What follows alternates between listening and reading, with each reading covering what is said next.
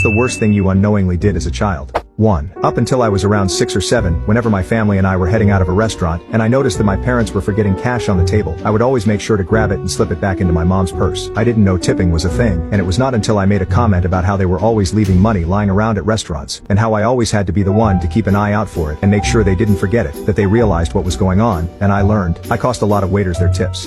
2. I had just gotten home in the afternoon from middle school, and there was about an hour or so I'd be home by myself before my parents came home from work. On this day I decided to boil a few hot dogs as a nice little snack while I watched TRL. My buddy from next door came over and invited me to play video games or whatever I was into at the time. An hour or so went by and I returned to my house and realized the stove was still on and the hot dogs were burning. Apparently the Teflon from the pan released a noxious gas that is lethal to birds and took out my mother's beloved parakeet. She came home about 10 minutes later and immediately saw this still parakeet and started crying. She looked me right in my eyes and said, "Everything in my life is falling apart." This was around the same time my parents were getting divorced, and she slammed her bedroom door and I didn't see her